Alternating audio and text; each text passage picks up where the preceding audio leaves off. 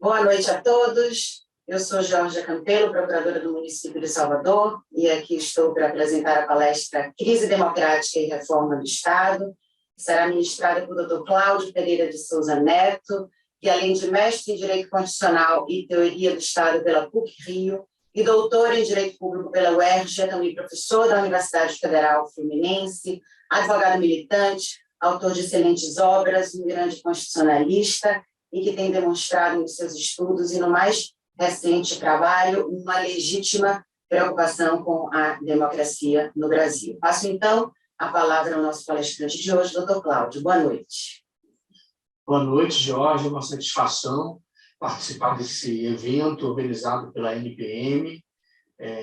Realmente é um privilégio poder dialogar sobre esses temas da democracia, da reforma do Estado, com um público tão qualificado e tão importante para o país, como é o dos procuradores dos municípios brasileiros. E é uma satisfação especial poder fazê-lo na sua presença e dialogar com você, que também é uma jurista que tem dado contribuições importantes ao nosso direito. Georgia, o meu tema, né, democracia e reforma do Estado, ele realmente é um tema fundamental para a compreensão do contexto atual, para a compreensão do momento presente. Na verdade, eu tenho buscado sustentar que há uma relação de imbricação entre a crise democrática e a imposição de reformas de teor neoliberal no Brasil contemporâneo. E veja, Georgia, que isso não é uma novidade no nosso país. De fato, tanto na história do pensamento político, quanto nas experiências que já tiveram lugar em outras nações, essa imbricação entre autoritarismo e neoliberalismo, ela é muito frequente. Todos sabemos, né, que a Alemanha, antes da emergência da ascensão do nazismo ao poder, vivia uma crise econômica da maior gravidade. E várias propostas eram apresentadas para que aquele país superasse a crise então vivenciada. Uma delas era elaborada pelo Carl Schmitt, esse jurista tão conhecido, mesmo de todos nós ainda hoje, estudamos o direito constitucional, nós revisitamos com frequência a obra do Carl Schmitt. E o Carl Schmitt, naquele contexto, nos estertores da República de Weimar, em 1933, propõe justamente que o Estado alemão se retirasse da esfera econômica, ele se retirasse da esfera caracterizada pela prestações públicas de teor de caráter social e também pela intervenção do Estado no domínio econômico. Carl Schmitt propugnava pela retirada do Estado alemão dessas tarefas e sustentava que, para isso, era necessário que o Estado alemão assumisse uma forma autoritária, né? Porque, para ele, apenas um Estado autoritário seria capaz de reprimir as demandas por redistribuição de riqueza que acabam conduzindo, segundo ele, tanto a intervenção do Estado no domínio econômico, quanto a realização de políticas públicas de teor social. Então, o Carl Schmitt sustentava que o Estado deveria ser autoritário, um Estado liderado por um líder carismático, que retirasse a sua legitimidade diretamente do povo, portanto, um líder legitimado plebiscitariamente. Ele sustentava que era conveniente que ocorresse o fim da política parlamentar, ou pelo menos o seu enfraquecimento, e esse líder governaria apenas com uma certa um certo setor de elite do serviço público e, ao mesmo tempo, com os militares, e nada mais. No mais, era se comunicar diretamente com as massas populares. Essa era a proposta do Carl Schmitt, né? Ainda na esfera do pensamento, mesmo um dos principais formuladores do neoliberalismo, o Hayek, ele sustentava, por exemplo, que o planejamento econômico era incompatível com a dignidade da pessoa humana. O argumento dele era de que o Estado, ao planejar, ele funcionalizava os projetos pessoais de vida à realização de metas coletivas, razão pela qual seria incompatível com a dignidade da pessoa humana. A intervenção direta do Estado no domínio econômico, produzindo bens e serviços, segundo ele, também seria incompatível com o Estado de Direito, que, para ele, Hayek, apenas poderia atuar por intermédio de normas gerais e abstratas, nunca por meio de intervenções concretas na vida econômica e social. Veja, portanto, que essa argumentação do Hayek leva à deslegitimação não só de modelos socialistas, mas de modelos capitalistas que prevejam a possibilidade da intervenção estatal no domínio econômico, como é o caso, por exemplo, da corrente de pensamento liderada pelo Keynes, né? Para o Hayek, uma política econômica keynesiana, né? Essa política econômica que retirou os Estados Unidos da crise econômica de 1930, do crack representada pelo crack da Bolsa de Nova York, e que agora é praticada pelo governo Biden, que organizou um orçamento de 3 trilhões de dólares para reindustrializar os Estados Unidos. Essas políticas, para o Hayek, seriam incompatíveis com a dignidade humana e com o Estado de Direito. Portanto, faz uma interpretação absolutamente fundamentalista. Ele faz, na verdade, uma interpretação, não, uma apropriação fundamentalista de princípios e valores da tradição político-liberal, que nada tem a ver, aliás, né, o liberalismo político propugna pela moderação do Estado na esfera política, pelo exercício moderado, não arbitrário do poder. Isso não se confunde com o liberalismo econômico, cuja tese central é a da não intervenção estatal e da autorregulação econômica por intermédio da própria iniciativa privada num sistema de concorrência, que para eles é um sistema, na verdade, é um sistema que só existe na idealização dos pensadores, né? Só existe no tubo de ensaio, só existe no laboratório. Na prática, a concorrência perfeita não existe. Por múltiplas razões, se você achar conveniente, a gente volta a esse tema. Mas veja, Jorge, que essa relação entre autoritarismo e neoliberalismo, ela não é frequente apenas no plano das ideias. Ela também é frequente na prática.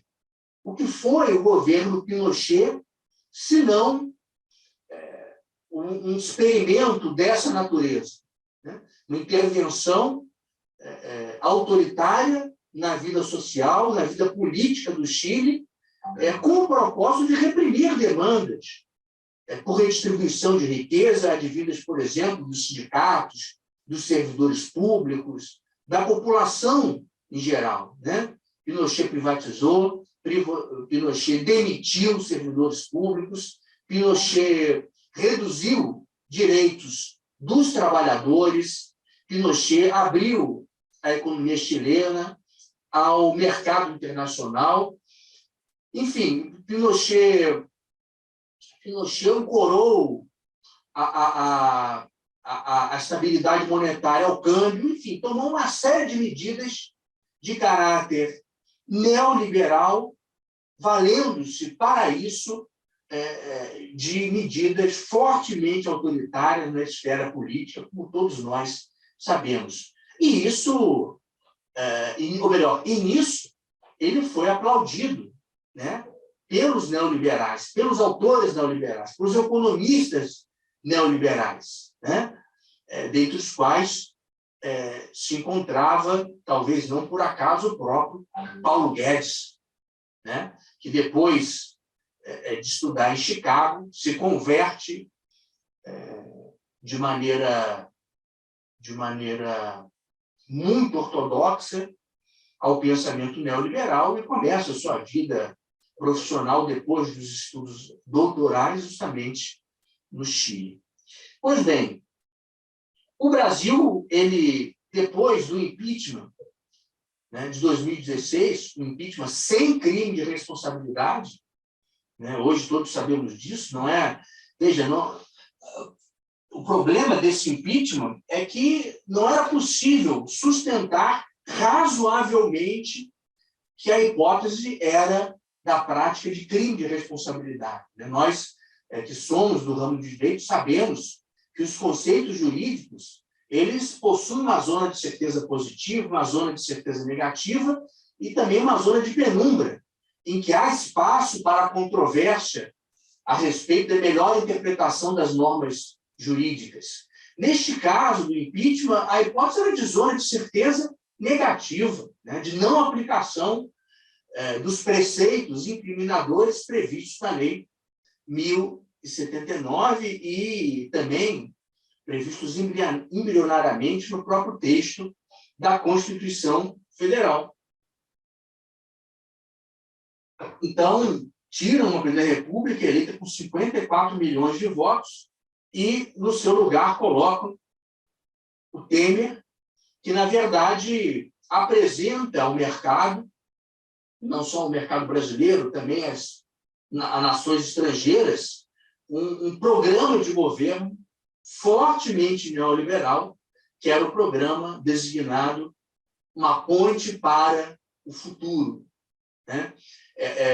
A escolha do Temer, na verdade, a minha interpretação do processo de impeachment é que se tratou de uma eleição indireta do Temer, né? De eleição indireta do presidente da República, contra o princípio da eleição direta, que é central na tradição do constitucionalismo de 1988, que surge justamente com os movimentos favoráveis à adoção da eleição direta no Brasil, a campanha das diretas já.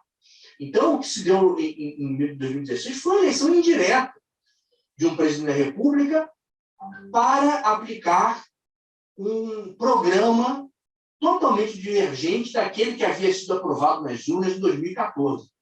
Um dos elementos desse programa era adotar uma política gravíssima, violentíssima de austeridade fiscal. Vejam, o próprio governo, segundo o governo Dilma, aplicava uma política de austeridade fiscal. Vejam que mesmo o primeiro governo Dilma não pode ser caracterizado como um governo intervencionista. Né? Pelo contrário, se formos comparar o primeiro governo Dilma com os governos do Lula, o que tem lugar é uma retirada do Estado na esfera econômica. Uma das políticas adotadas pela Dilma era de concessão de benefícios fiscais. E o propósito da concessão de benefícios fiscais era aumentar as margens das empresas para que as empresas investissem. As margens foram aumentadas, se instaurou um clima de grande insegurança política e administrativa no Brasil, sobretudo a partir daqueles eventos de 2013, mas também com a eclosão da Lava Jato, já no final de 2014, e também com a retração dos preços das commodities. Em 2014, o petróleo ainda estava cotado no mercado internacional a $120. Em 2016, ele chegou a pouco mais de $30. O preço do principal produto, um dos principais produtos associados aos investimentos públicos, né, associados à Petrobras, caiu 4 vezes. Portanto, os empresários simplesmente não investiram. E o Estado, deixando de arrecadar tributos, agravou a crise fiscal em que já estava se enredando por uma série de outras razões. Portanto, o programa aplicado pelo governo Dilma não é um programa mais intervencionista em relação ao governo Lula, é menos intervencionista. aliás, um programa que havia sido apresentado pela própria Federação das Indústrias de São Paulo como um conjunto de soluções para frear o processo de desindustrialização no qual o Brasil está enredado até hoje, né? Na década de 80, a indústria nacional era responsável por pouco mais de 30% do PIB, agora por menos de 10% do PIB. É claro que os serviços estão obtendo uma fatia crescente do PIB no mundo inteiro, não só no Brasil. Mas no Brasil, de fato, se verifica um processo grave e acelerado de desindustrialização, mas não será possível enfrentar esse tema agora. O fato é que um dos aspectos centrais do modelo neoliberal é justamente essas políticas de austeridade fiscal. Vejam que nós não estamos tratando aqui de equilíbrio fiscal, coisa que já havia sido perseguido no segundo governo Dilma, quando ela chama um ministro da Fazenda que era conhecido justamente por cortar gastos. Era também, como Guedes, um economista egresso da Universidade de Chicago e que, no governo do Estado do Rio de Janeiro, havia realizado uma obra relevante no que se refere ao equilíbrio fiscal. Só que a pauta-bomba aprovada no Congresso impedia que esse equilíbrio fiscal fosse alcançado. Pois bem, toma posse o Temer e aprova a emenda constitucional 95, que é a emenda, é o conjunto de medidas mais rigoroso já aprovado em todo o mundo no que toca ao controle dos gastos públicos. Nada se praticou igual nunca em nenhum outro país do mundo. São 20 anos de congelamento dos gastos públicos. E um dos pontos mais graves disso é que ele justamente impede a adoção de políticas econômicas alternativas. Geórgia, os economistas divergem profundamente a respeito dessa matéria. E as agremiações políticas que vêm disputando o poder na Europa, nos Estados Unidos, na América Latina, desde a década de 50, também divergem profundamente a respeito desse tema. Há quem sustente que, diante da recessão, o Estado deve adotar políticas anticíclicas, deve gastar mais. É isso que era prescrito pelo Keynes. Foi uma política desse tipo que deu solução à crise norte-americana da década de 30, e é a política atualmente praticada pelos Estados Unidos. Mencionei agora a aprovação de um orçamento de 3 trilhões de dólares para intervir no domínio econômico, né? No governo Biden. O governo Macron, na França, também aprova um orçamento muito significativo para realizar políticas anticíclicas. O meu ponto, Geórgia, não é se uma política é melhor do que a outra, porque eu não tenho nem habilitação para me manifestar a respeito desse assunto. O meu ponto é ilegítimo que uma Constituição feche essa possibilidade à deliberação pública. Uma Constituição não pode impedir que governantes eleitos pelo voto popular adotem soluções na esfera econômica de natureza anticíclica, porque isso é indiscutivelmente algo que se caracteriza como razoável na esfera do debate econômico e algo que vem sendo praticado com êxito nos mais diversos países, né? O que nunca funcionou, aliás, Jorge, e acho que esse é um guia, na verdade é o único guia, é a única muleta que nós, que não estudamos, pelo menos que eu, que não estudei economia, não sei se a colega teve essa oportunidade, mas, então, que nós que não estudamos economia, temos para exercer algum juízo a respeito das ideias econômicas, que é o critério da experiência. O que já funcionou, o que deu resultado, o que não deu. As políticas neoliberais simplesmente nunca deram resultado em nenhum lugar no mundo. Não tem um único país na história em que essa política tenha funcionado, né? Então, claro, medidas de ajuste fiscal são instrumentais, fazem parte do repertório que deve estar à disposição dos governos. Obviamente, a busca do equilíbrio fiscal é uma meta que deve ser perseguida pelos governos, mas o engessamento da política econômica e a vedação da adoção de medidas anticíclicas é um desatino que jamais foi praticado em nenhum país. Todas as políticas de austeridade, elas são praticadas no curso de um governo e não se discute a possibilidade de um governo seguinte alterá-las, como procurou fazer o governo Temer ao constitucionalizar as políticas de austeridade concebidas em termos tão ortodoxos como aqueles que caracterizam a emenda constitucional 95. Um segundo conjunto de políticas que, primeiro, a austeridade fiscal, não é equilíbrio fiscal, mas austeridade.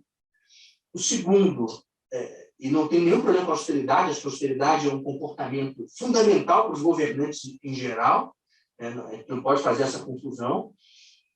O que não é possível é se adotar ou melhor, se constitucionalizar a heterodoxia de um pensamento econômico particular e que ainda não se provou exitoso na prática. O segundo conjunto de medidas inseridas no âmbito da reforma neoliberal do Estado são as medidas de privatização. Agora procuram privatizar a Eletrobras e, novamente, a irresponsabilidade choca, né? Quem analisa a privatização tal qual vem sendo conduzida pelo governo Temer e agora conduzida também pelo atual governo, se choca com a total falta de compromisso com o interesse público, diversos aspectos, a começar pelo próprio modelo de privatização, né? Se adotou como modelo o aumento de capital com diluição do controle acionário, vedando-se que qualquer acionista detenha mais de 10% das ações, né? Esse é um modelo que ele está em conformidade com a preferência também dos investidores institucionais, que são investidores cujo propósito é realizar lucros de curto prazo, né? Então, esse tipo de organização societária tem conduzido recentemente no Brasil e no mundo a gestões preocupadas com cortes de gastos que aumentem ou que melhorem os dados financeiros da empresa, o que acaba conduzindo ao aumento do preço das ações e a um aumento dos dividendos a serem recebidos pelos acionistas.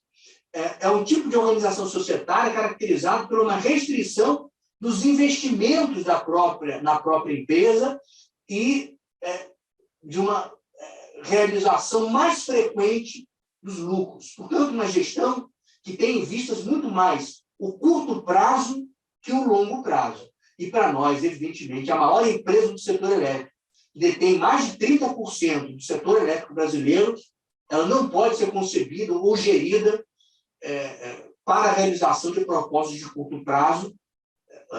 Ela não deve, senão, ser gerida a partir do propósito de garantir segurança energética e uma tarifa barata para a nossa população e para o nosso setor produtivo. Mas o meu problema com a privatização não para aí. Os detalhes são ainda piores, né? Veja, por exemplo, a descotização de 14 hidrelétricas da Eletrobras. Jorge, não sei se certamente a colega recordará, que em 2013 um conjunto de hidrelétricas foram cotizadas, né? Eram hidrelétricas que haviam sido construídas há quase 30 anos atrás. A primeira concessão já estava prestes a vencer e, como sabemos, durante o período da primeira concessão, de 25, 30 anos, a tarifa deve prever uma parcela para amortizar a construção das unidades de geração, amortizar a construção da hidrelétrica. Então, na tarifa, além de se prever o lucro da concessionária, além de se prever a manutenção da usina, além de se prever a questão de reformas na usina, também se prevê a amortização da obra que for realizada com dinheiro privado, ou com dinheiro público, né, no caso da Eletrobras. Mas, concluída a primeira concessão, a segunda concessão, na fixação da tarifa, já não se inclui o valor destinado à amortização da obra, porque o segundo concessionário já pega a obra feita. Ele não tem que construir a hidrelétrica. Ele só tem que geri-la, mantê-la e lucrar com razoabilidade. Mas não tem que amortizar uma obra que já foi feita pelo empreendedor anterior, titular da primeira concessão. Pois bem, como as concessões estavam prestes a vencer, o regime de fixação tarifária foi alterado pelo governo e essas 14 hidrelétricas elas foram cotizadas. Isso significa que a sua energia passou a ter a tarifa fixada no ambiente de contratação regulada, ou seja, pela ANEEL, e essas hidrelétricas elas tinham que entregar uma cota definida de energia para as distribuidoras, que são as empresas que entregam energia para nós. Nós recebemos energia elétrica das distribuidoras que atuam em cada um dos estados brasileiros. Então, a Eletrobras, relativamente a essas hidrelétricas, se obriga a entregar uma cota de energia por uma tarifa fixada pela ANEEL, sem incluir qualquer parcela relativa à amortização da obra, que já foi paga na primeira concessão. O que faz o governo agora? Ele está descotizando as 14 hidrelétricas. E está dizendo que essas hidrelétricas, que a Eletrobras pode negociar a energia produzida por essas 14 hidrelétricas no ambiente de contratação livre, não mais no ambiente de contratação regulada. Portanto, a tarifa não é mais fixada pela Eletrobras. Bom, isso tem gerado uma reação enorme, não só por parte de setores naturalmente contrários à privatização, como é o caso dos empregados da Eletrobras, mas por consumidores, né? Por exemplo, a Fiesp produziu uma nota técnica disponível na internet que dá conta que o prejuízo para os consumidores em 20 anos chegaria a 400 bilhões de reais. A Associação Nacional dos Grandes Consumidores de Energia Elétrica também produziu uma nota técnica publicada na internet contrária à privatização, assinalando o prejuízo para os consumidores. Mesmo próceres do processo de privatização, como a Helena Landau, que foi diretora de privatização do BNDES durante o governo Fernando Henrique Cardoso, caracterizou a privatização da Eletrobras como um verdadeiro desastre. Então, bom, é claro, isso vai resultar no aumento da tarifa, né? Vai resultar numa mera transferência de renda do nosso bolso, nós consumidores, para os acionistas minoritários da Eletrobras. Só quem ganha com a privatização da Eletrobras, tal qual concebida pela lei que autoriza a privatização, oriunda da provisória, só os acionistas minoritários saem ganhando. Quem são os acionistas minoritários? Os investidores institucionais, né? Esse pessoal dos bancos de investimento, dos fundos de investimento, né? Só esses saem ganhando. É um simples artifício de transferência de renda do nosso bolso para essas pessoas. Não mais que isso. Não mais que isso. E veja que a transferência de renda não se dá apenas no tocante ao pagamento de tarifa. A eletricidade é um dos principais insumos do processo produtivo. Jorge, falamos agora que o Brasil vive um grave problema de desindustrialização. O encarecimento da energia elétrica agrava o problema da desindustrialização. Como é que vamos competir no mercado internacional, numa economia aberta, se a nossa energia é cara, se a nossa energia é caríssima? Não dá. E veja, Jorge, a desindustrialização é grave por várias razões, mas é grave, inclusive, do ponto de vista existencial para cada um de nós. Porque, veja, não há mobilidade social num país sem complexidade econômica.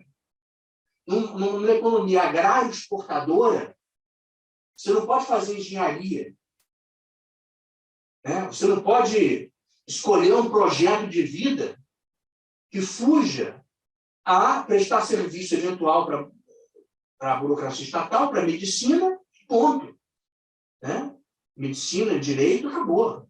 Né? Uma economia simples, uma economia desprovida de complexidade, é uma economia sem liberdade, em que as pessoas não podem escolher o que querem fazer das suas vidas, porque não podem escolher profissões alternativas. Vão se empregar nos serviços, e nós sabemos que os empregos nos serviços são empregos, inclusive, cada vez mais precarizados no âmbito da economia colaborativa, né? Esse processo de uberização da economia que hoje assistimos.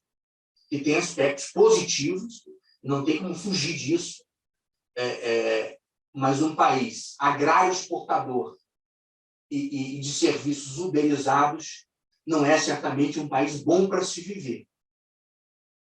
Né?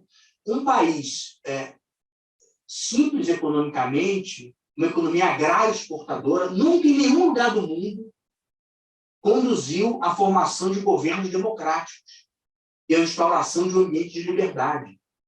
Esse tipo de economia sempre conduziu à formação de governos autoritários, justamente para reprimir a insatisfação popular.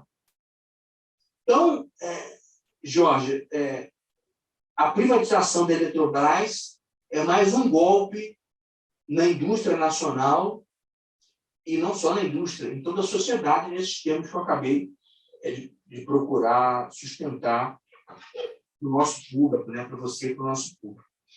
O terceiro ponto, Jorge, deixa eu me adiantar aqui, que eu já estou ficando sem tempo, já fiquei, na verdade. Tenho mais aqui uns 5 minutos. É o tema do assédio institucional, que seria o quarto ponto dessa reforma neoliberal que vem sendo aprovada. Né? Jorge, nós sabemos, e na verdade, os procuradores dos municípios, os advogados públicos em geral, sabem disso de maneira especial, que a administração pública contemporânea é cada vez mais policêntrica. No âmbito do Estado, nós temos órgãos dotados de autonomia relativa, né?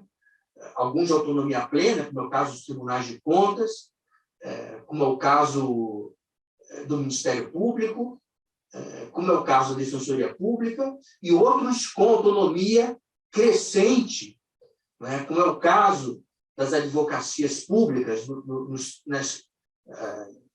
dos 3 entes da nossa, na verdade, dos 4 entes da nossa federação, considerando também o Distrito Federal. O momento é de intervenção nesses órgãos dotados de autonomia. Intervenção na Receita Federal, intervenção na Polícia Federal, intervenção na FUNAI, intervenção no IBAMA. É isso que nós temos visto no nosso cotidiano. Vou dar um exemplo. Lembre, talvez, um exemplo mais dramático, o exemplo do IBAMA. Né? No passado, em plena pandemia, os garimpeiros ilegais estavam atuando numa terra indígena no sul do Pará, e o IBAMA entrou lá com seus fiscais, apreendeu as máquinas e queimou. O diretor do IBAMA, que autorizou essa diligência, foi exonerado. E assim tem acontecido com todos os órgãos. Jorge, considere, por exemplo, a limitação da liberdade de expressão. Pega o caso do IPEA, né? Instituto de Pesquisas Econômicas Aplicadas. Ele é integrado por pesquisadores que produzem conhecimento a respeito da economia nacional. eles estão proibidos de publicar os seus estudos. Né? Não, aliás, o primeiro caso, né, foi o caso do INPA, que divulgou dados a respeito das queimadas na Amazônia. O Instituto foi objeto de intervenção, porque o Instituto estava proibido de divulgar esses dados, que seriam contra os interesses do Brasil. Portanto, esses órgãos dotados de autonomia, eles têm sido objeto de intervenção crescente. As carreiras de Estado têm sido objeto de achaque por parte do governo central. E isto é um dos elementos desse processo de imbricação entre neoliberalismo e autoritarismo. O líder plebiscitário, ele precisa de uma administração pública subserviente para executar as suas políticas de contenção das demandas redistributivas, né, nos termos propugnados pelo Schmitt. Mas, veja, esse assédio institucional não opera apenas pela via informal, da humilhação, da intimidação dos servidores.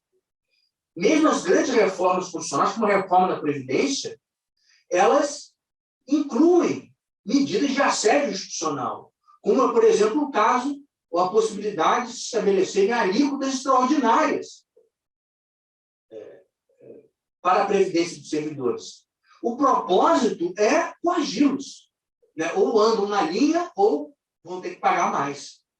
Né? Agora, a reforma administrativa, que quer reduzir a força do princípio do concurso público, que quer reduzir a força do princípio da estabilidade do serviço público, com o propósito de permitir que o governo central nomeie cargos de confiança. Isso é contra a Constituição de 88, né? E contra esse propósito de termos uma administração pública profissionalizada e dentro dos limites da Constituição Federal independente. Então, veja, Geórgia e colegas, a minha visão sobre o momento brasileiro é uma visão muito séria. Acho que o Brasil está numa encruzilhada que não é daquelas que tem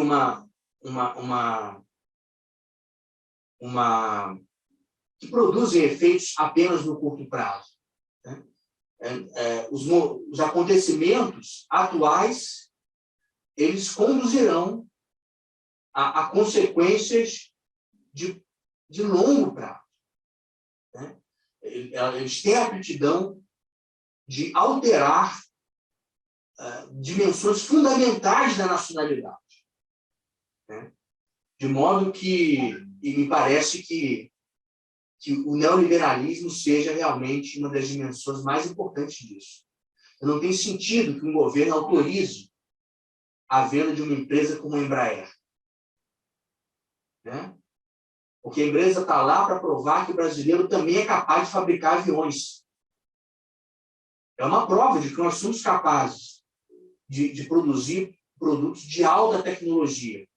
Não venderam a empresa, não entregaram, venderam, mas como a Boeing quase quebra, por conta de um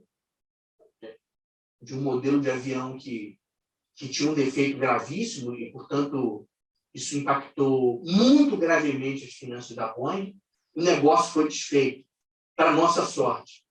E, Jorge Pagem, depois disso, a Embraer é a campeã da nossa Bolsa de Valores. Porque a Embraer conseguiu várias encomendas da maior importância e tem ingressado em alguns mercados de maneira pioneira. E nós perderíamos isso. Mas a empresa continua lá, continua em São Paulo, como prova de que o brasileiro também é capaz de produzir tecnologia avançada, também é capaz de ter uma economia moderna e apta a competir com as principais economias do mundo.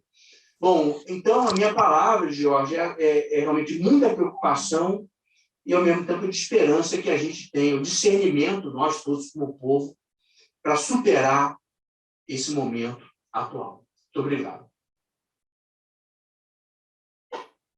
Eu agradeço a exposição de Cláudio, que fez esse link, essa relação bastante interessante entre as crises, o neoliberalismo, as reformas sempre vêm com esse intuito fiscal, as privatizações e, com isso, a vulneração das liberdades. O nosso painel ele traz esse tema interessante de o que vem acontecendo com a democracia, né, que nos aflige a todos nós nos questionamos e ficamos perdidos em meio a tantos acontecimentos. E eu deixaria uma outra questão aqui. Será que não estaria havendo aí uma ideologização da democracia? Como bem disse Cláudio, existe uma interdependência entre as liberdades e a democracia, né? Porque são necessárias liberdades para o exercício correto do poder democrático e é necessário o poder democrático para garantir a existência e a persistência das liberdades fundamentais. Contudo, entre essas fases todas do liberalismo, aí, do clássico, passando pela fase social-liberal, extremamente importante nos pós-guerras, e que seria também bastante importante na circunstância que vivemos aí pós-pandêmica, né, e anti-utilitarista, e depois aí o neoliberalismo, né, que confia apenas no jogo do mercado, e é esse último viés que tem sido o pano de fundo de todas essas reformas propostas pelo governo, seja a tributária, que diminui a autonomia dos municípios e aumentando aí o poder central, né, na contramão do que se deu com a redemocratização do país, seja a administrativa, diminuindo o tamanho do Estado e flexibilizando as contratações, abrindo espaço, portanto, para influências, né, do poder econômico no Estado.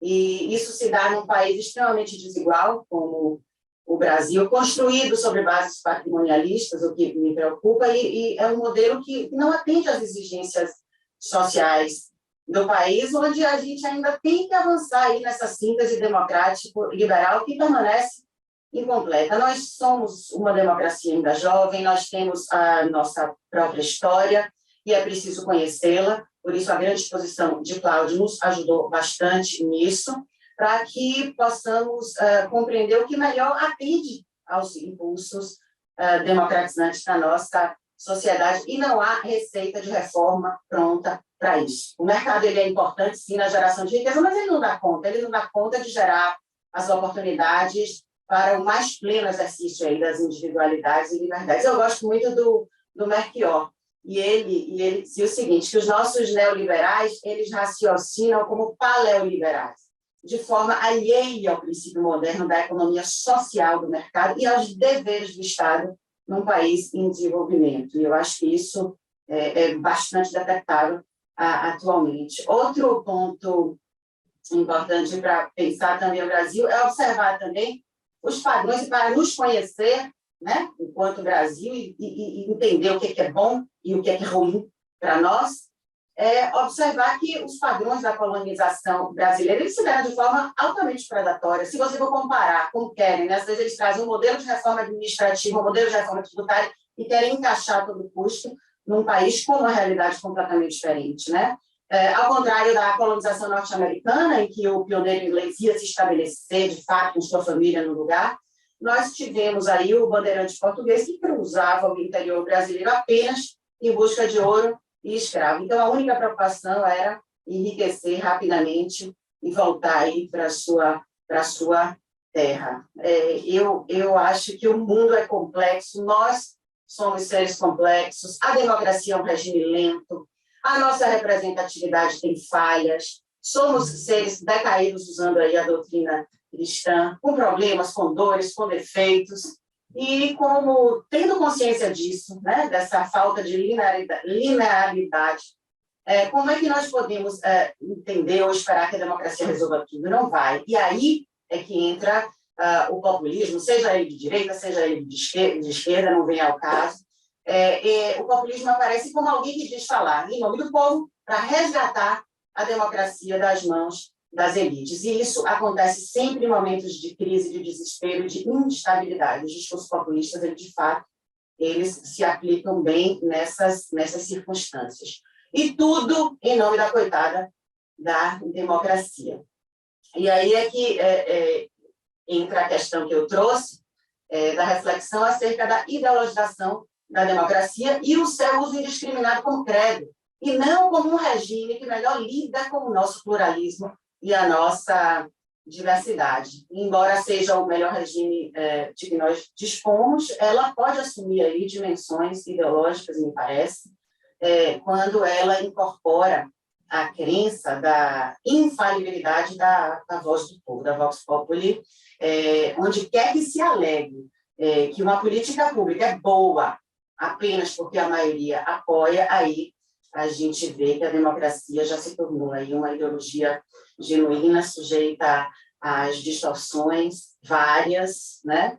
Enfim, e em seu nome aí várias atrocidades podem ser cometidas. Me parece que nós precisamos atentar para isso, né? Que a democracia pode, dessa forma, assim, sendo assim usada, põe em risco a própria política e, inclusive, se instruindo em áreas da vida em que ela é inadequada, na medida em que aí se procura impor um interesse majoritário único sobre uma comunidade política que é diversa e pluriforme. Então, é dessa forma que ela deixa de ser simplesmente uma forma de governo e se transforma aí num estilo de vida, né, com raízes idólatras, e isso é o que me preocupa.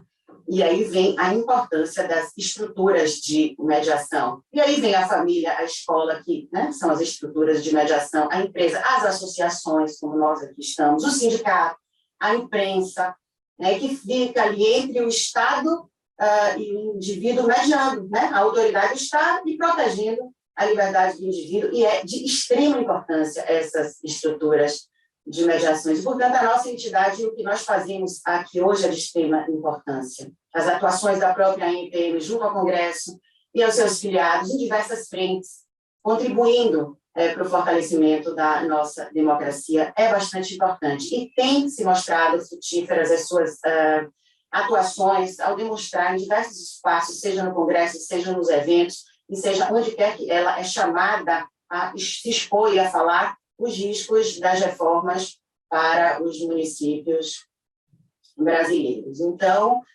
como eu já havia dito, comparar a reforma administrativa como se quer, né, porque essa é a retórica dada num país de capitalismo avançado, com outro país como o nosso em desenvolvimento, recém-saído de um regime autoritário, sob frequentes instabilidades políticas e institucionais e cujas estruturas administrativas públicas foram pautadas por décadas pelo patrimonialismo e pela corrupção sistêmica. Isso não pode dar certo.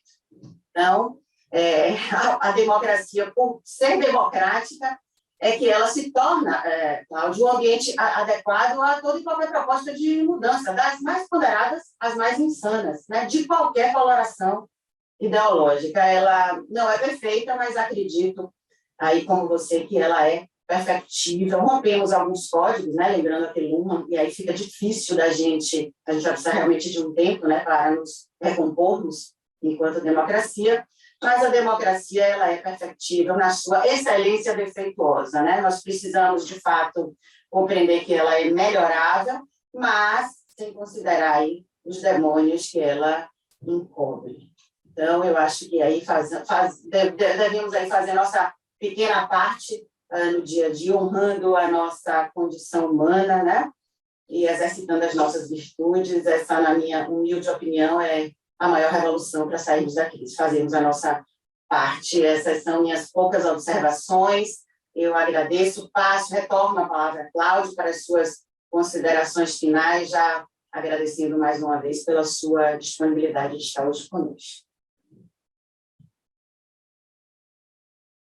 Oi, Georgia, estou totalmente de acordo com as suas observações, né? Na verdade, essas entidades, né, que exercem essa função de mediação são da maior importância para um Estado efetivamente liberal, né? Porque não é de hoje que já se ensina que a concentração do poder ela é propensa ao autoritarismo, né? Sabemos que, na história política moderna, quando houve concentração no poder, esse poder se exerceu arbitrariamente, né? Então, essa ideia de que o líder político pode se legitimar, né, pode se legitimar por intermédio da aclamação das massas, né, num 7 de setembro qualquer, né, isso, na verdade, isso sim, antiliberal. E aí já se disse, na minha opinião, com razão, que o neoliberalismo ele é antiliberal, né? Eu aqui falei contra o neoliberalismo, procurei me ater a argumentos liberais, né?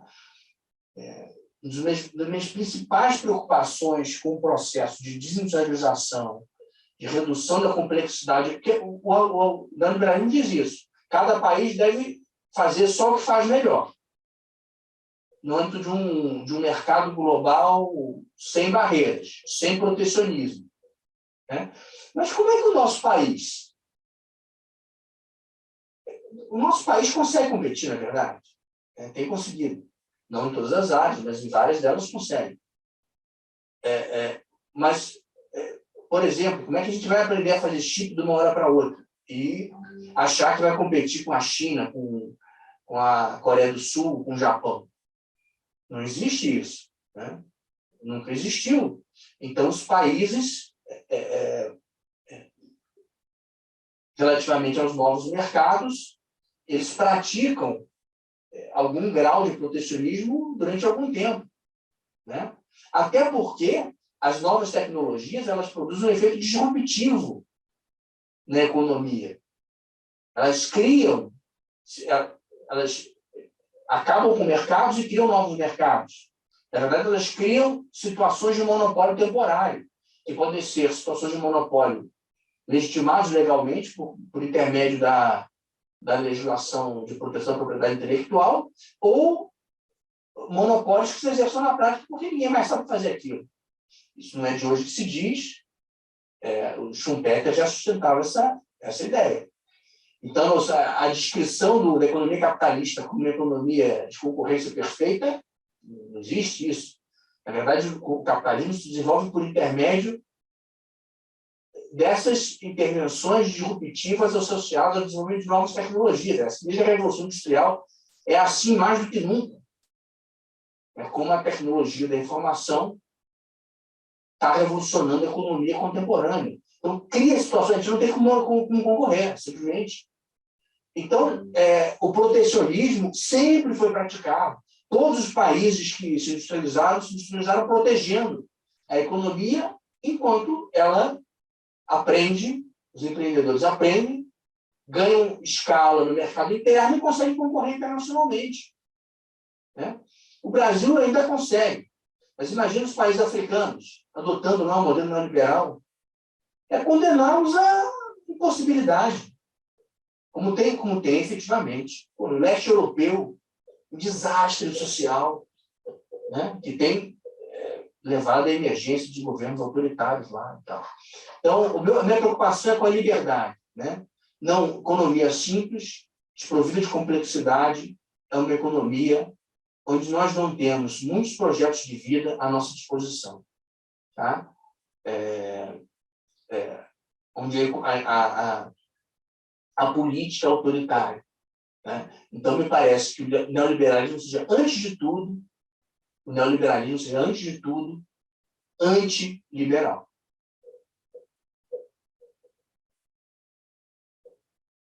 E, no mais, Jorge, agradecer pelo convite e realmente manifestar a minha satisfação de participar do evento com você e poder dialogar com a NPM e com os procuradores dos municípios. Pois é, nós temos o nosso próprio tempo, né, Cláudio? Vamos respeitar cada qual o seu próprio tempo e acredito que o Brasil tem o dele, vamos avançar, né? Vamos continuar na esperança de avançarmos e contribuirmos debatendo em espaços como esse. Eu agradeço a atenção de todos, assim como, mais uma vez, ao Dr. Cláudio pela excelente exposição e parabenizo a NPM também, mais uma vez, pelo evento E assim eu declaro encerrado esse painel. Muitíssimo obrigada pela atenção de todos.